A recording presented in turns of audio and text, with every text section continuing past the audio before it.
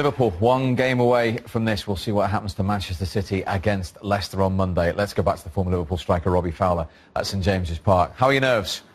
I'm okay. I don't think I was calm as what Jürgen was saying he was. I was just stood over him actually. He did look a little bit tentative at times, but fair play to him. I think he was cool, calm and collective in that interview just then. Did you have that belief that the players were talking about there, that they were going to get one? You sort of live and hope, and I just thought, I mean, I know Wright was saying it, I think you just sort of half expect them to get a goal with the way they're playing and the character commitment. Obviously, Andy Robbins was here before.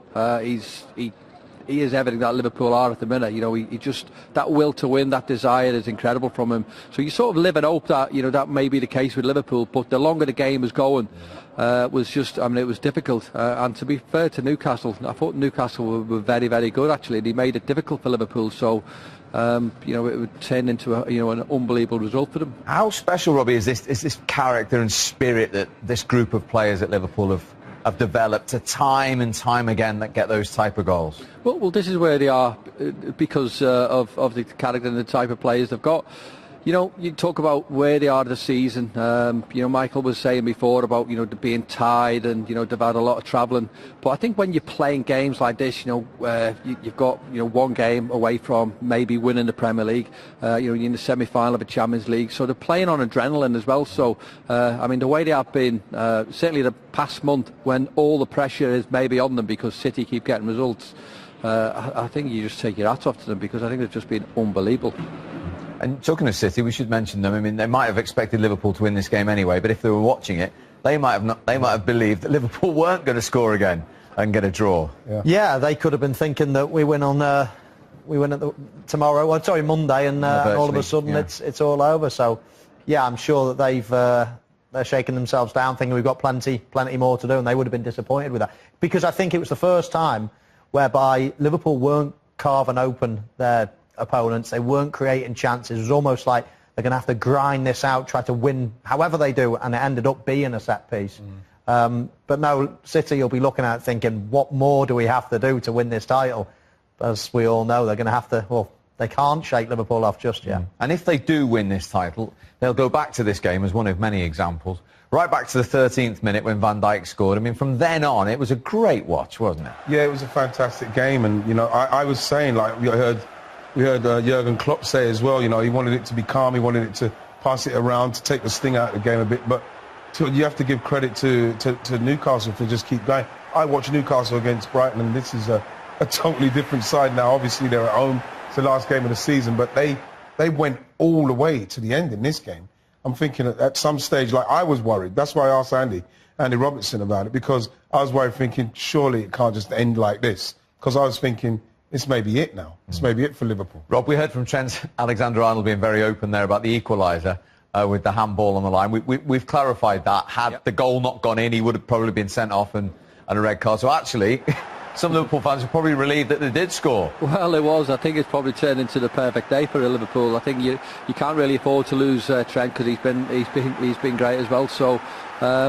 But it's interesting what the lads talking about the character as well, you know, of the game. So, you know, if Liverpool don't win this game today, they lose the league. It's as simple as that. You know, as much as we're saying about Liverpool being cool and calm and collective, the fact is that they needed the 3 points. You know, they couldn't have got by with the draw. They couldn't have done. You know, they needed the 3 points. You give Jürgen a little bit of credit. All right, he fell into the into his hands with obviously Mo going off injured, but you know, you put obviously Divock Origi on and it pays dividends.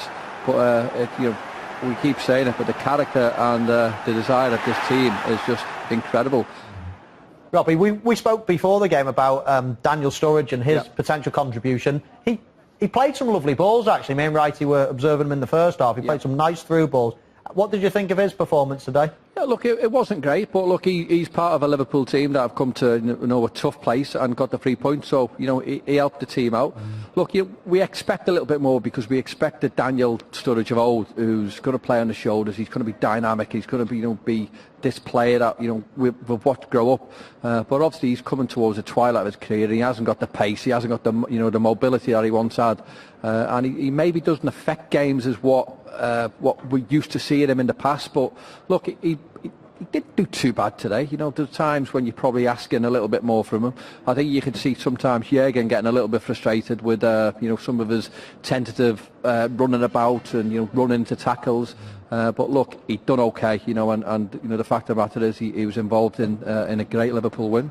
But let's get back to Liverpool. Jurgen Klopp has said this about Mo Salah, that he watched the rest of the game in the dressing room on the television. He seems to be okay, but we will have to check how he is.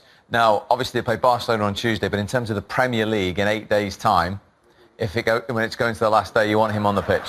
Well, yeah, he's mega important. He is a big player. You know, he scores goals when it's needed. Hopefully he is as good as what Jurgen's saying. He did look as though he was in a bad way.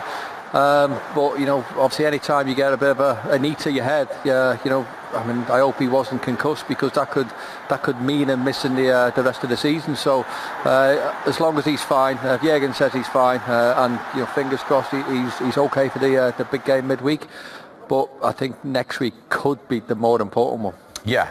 Today was all the talk, as we mentioned pre-match, about one Liverpool manager. Now it's about another, Brendan Rodgers. Because if Leicester can get a draw on Monday, it's in Liverpool's hands on the last day. So if you were a City player watching that Divock Origi goal today, how would you feel? Well, look, you know, you've just said yourself, Steve, I think it's in City's hands at the minute. They've got to go out there and get the result. They have got the players capable of going out and performing to the best of their ability every single time. They can get results, they can beat teams. But look, it's just a case of Liverpool not going away. So it gives the, you know, obviously Liverpool go ahead in just a minute, but it just makes City that little bit more anxious, maybe a little bit more fearful of knowing that, you know, we do need to get results. You know, Brendan will go to City, and he won't want to do Liverpool a favour. He'll want to do Brendan Rodgers a favour. Exactly what Rafa's ideal was to before this game. You know, we want to go and get the result, not because they want to do Liverpool a favour, but just because they want to showcase their talent to the rest of the world, and they can pick teams and they can, you know, pick sides apart like you know, the best managers, and look, this is a real showcase for them to do that. It certainly is. Brilliant stuff again today. Every time we seem to speak to you pitchside, Liverpool score a late winner. So I guess all the Liverpool fans are hoping you're at home to Wolves next Sunday as well. I'm going to be there, don't you worry. Even if I'm not invited, even if I'm not invited, I'm just going to turn up. That wouldn't be like you. Nice to see you, Rob. Thanks very much indeed. Cheers, fellas. Thank you. OK, so we have one game left for Liverpool. That is Wolves at home, as we've mentioned, which Robbie will be at Anfield. Leicester at home for Manchester City on Monday. And then Brighton, who, remember, in case you haven't been watching today, are now safe courtesy of Cardiff's defeat today. So all eyes on Monday. So, chaps, the question is, what chance Leicester getting even a draw to get it into Liverpool's hands? Very good chance. The way they're playing, in respect to the midfield they've got. Forward in Jamie Vardy, who scores against the top six. The highest goal scorer against the top six. You know, it's a game that, like you're watching this game, Manchester City at certain points in that game would have been thinking, yes, this might be it, because they want an easier run in. Just to say, like, if Liverpool could have dropped a point. So now they know they've got to go and do it again. They're doing magnificently to keep it going, but they know now that they've got a tough game against Leicester. Leicester are not going to lie down. It's going to be a tough game, and a game that Leicester will quite like, because they're not going to have a lot of the ball. They're going to break on them, and Vardy can be dangerous in those situations. If you were a current Liverpool player now, what would you do Monday night? Would you sit in front of the telly? Would you go out? What would you do? Well, I try to sit in front of the telly and watch, but I know, I mean, even watching them as a Liverpool fan, you try and watch, and then it just gets too painful for me anyway, to see Manchester City keep winning and winning. But it's great to watch. It's great for the Premier League. Two of the greatest teams we've ever seen in the Premier League. And I agree with Wright. I did think that Burnley would have been the toughest game away from home.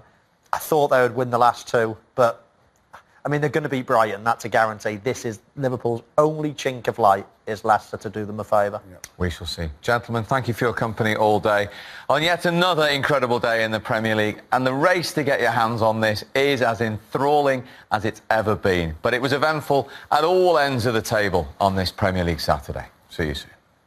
To Trent, as we said, at 1-1, he was immediately involved in 2-1, wasn't he, in a positive way? Yeah, he certainly was, and I think Wrighty and Robbie will both say the same thing. We all love quick crosses into the box. Defenders can't get set, and that's exactly what he did with pace. What's good about it as well, you see Mo, when he's backing up, you see him have a look. You just see him have a look there. So he sees where the goal is, and like you say, it was a beautiful finish. You know, he knows exactly what's happening. He knows exactly the pace on the ball, just guiding it past the keeper. It was a really, really good finish, and people think, oh, that's easy. But he's made it look easy in the way he's backed off and got a nice contact on it. Brilliant goal. And then this wasn't in the script from Rondon, was it? No, not at all. I mean, when Liverpool go ahead, then you expect them to hang on. They don't tend to concede too many goals this season, but what a finish that is. Crosses body, left foot, thumps it into the bottom corner. I mean, no complaints about that. You could say, is there a player in front of the goalkeeper causing an offside offence? But I don't think there is. I think Alisson can't get near him. You know, you see this is the best angle.